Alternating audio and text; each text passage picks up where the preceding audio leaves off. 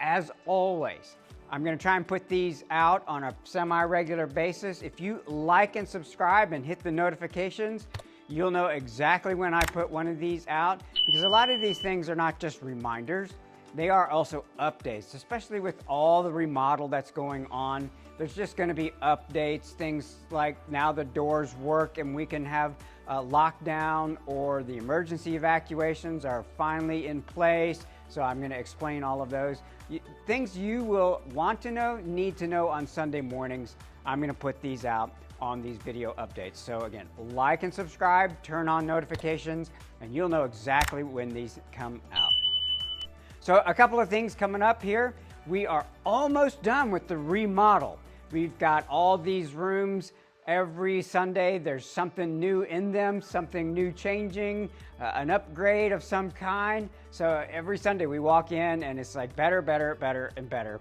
Should be probably by the end of October, 100% done.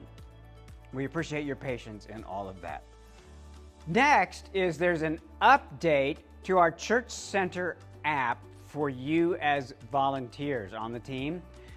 What we've done in the past is we've had you use your iPhone or your Android phone, and you use the Church Center app. You hit check-ins, you find Ransom Kids, you find your name, and then you log yourself into your room, whether it's toddlers, preschool, elementary, and what gathering hour. And then you had to take it to one of the iPads and scan it in to complete. That has now been updated because you guys have the lanyards. You don't need a tag printed, and Planning Center, Church Center app have updated to where you can completely complete your check-in without ever going to one of the iPads. You can just do it all on your phone and just keep heading straight to your room, bypass all the parents here and go straight into your room, check in, which reminds us all of we need you checking into your rooms and checking into your rooms at least 15 minutes before the gathering starts. Our database is doing the right thing. It's telling parents if there are no volunteers in the room, you can't drop your kids off in a room with no volunteers, no adults. That's what we want it to do. The thing is, I know in the past, sometimes we get in a rush, we're running a little bit late, and so, we bypass checking in, and it's keeping parents from checking their kids in because the system doesn't think you're in the room. So again, two things. Make sure you're in 15 minutes before the gathering starts, because parents start checking in. We open up check-ins at least 15 minutes before the gathering starts.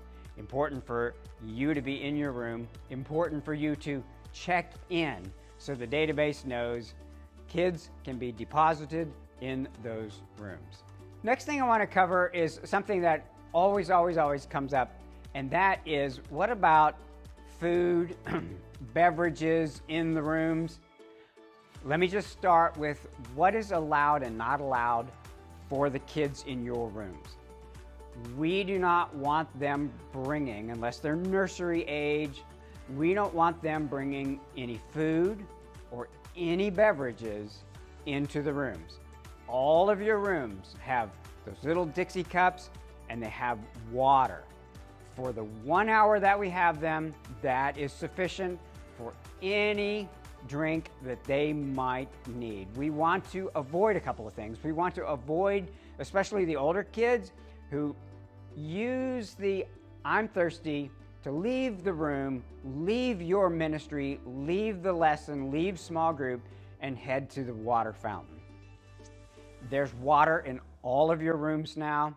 You don't have to send them to the water fountain. We want to start encouraging these kids to not use that. If they're thirsty, that's fine.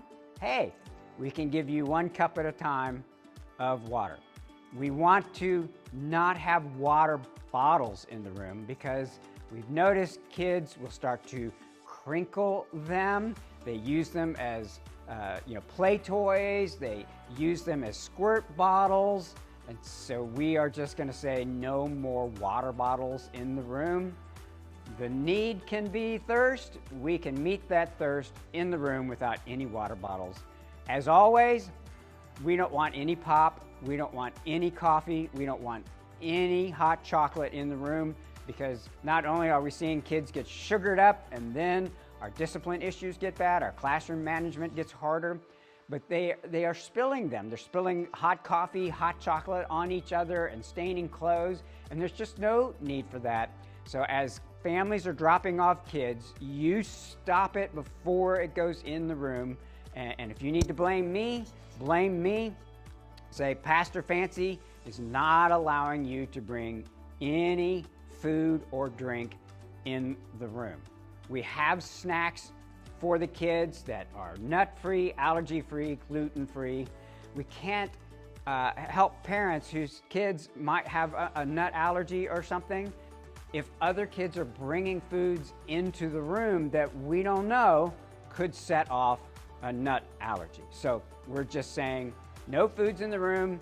We will provide snacks, and they are always going to be gluten-free, peanut-free.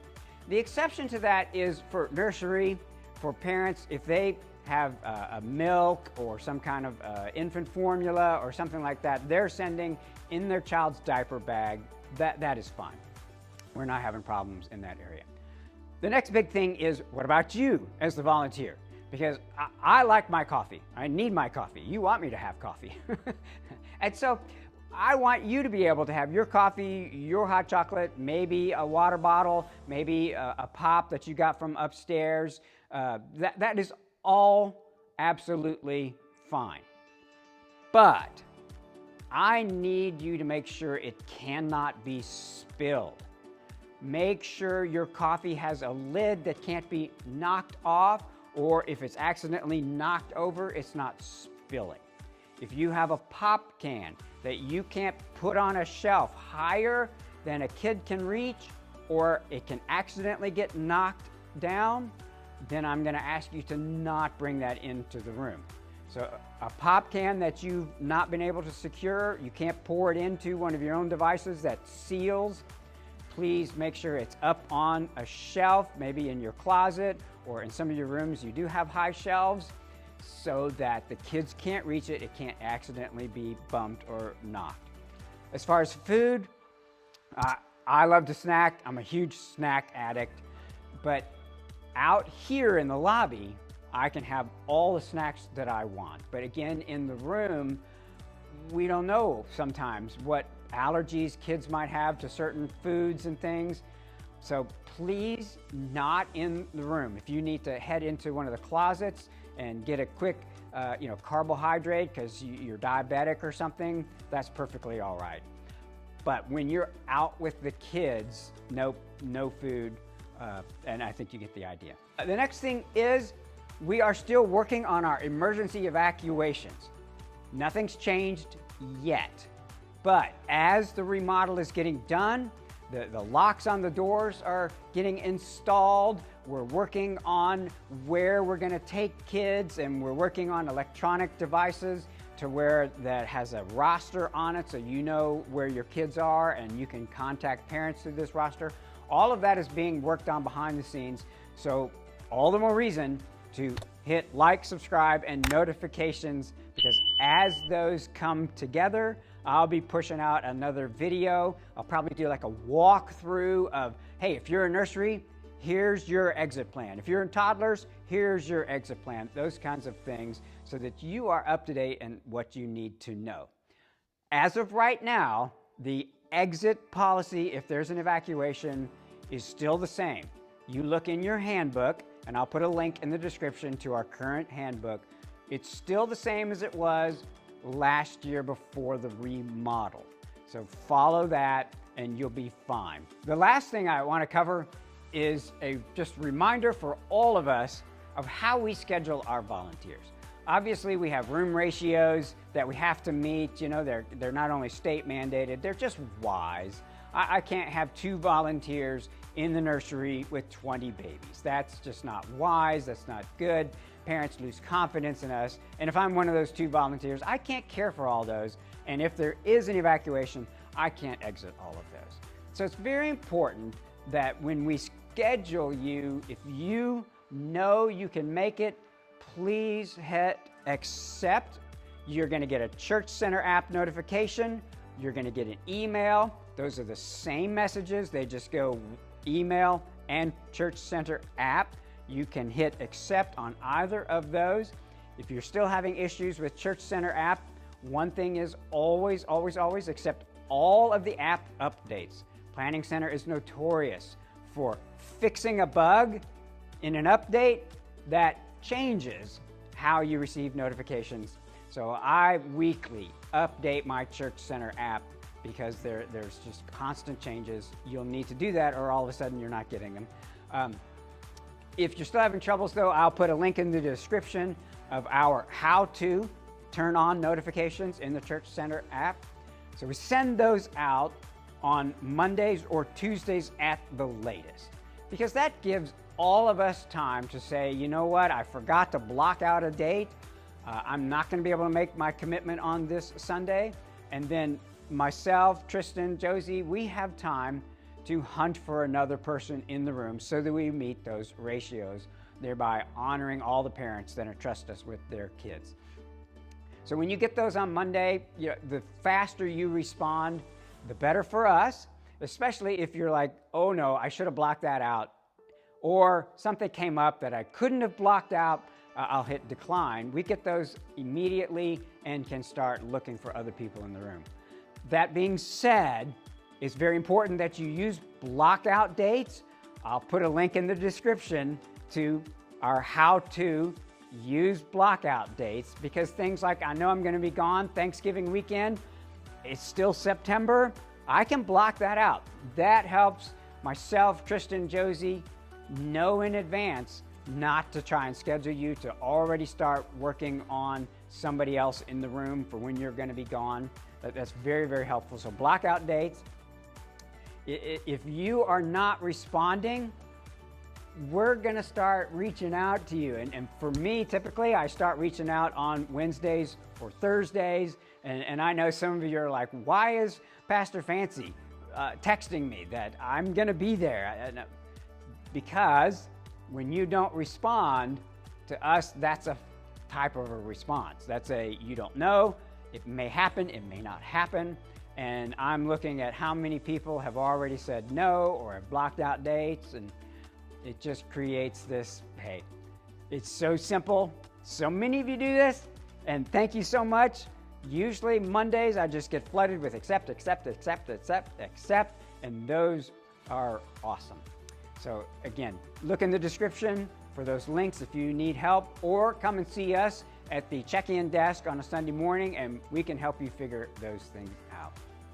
Hey, we love you guys. We love how you love on these kids. I just see their smiling faces. We hear from parents all the time that our kids love it. Our kids are singing the worship songs. They love the Ollie videos. They love dancing with you guys. They love all the crafts. They're loving their new spaces, and it's brighter and cheerier, and we're going to have more decorations coming throughout the month of October. It's just going to be beautiful, wonderful ministry. We love you. You're doing a great job, and we thank you for all that you do.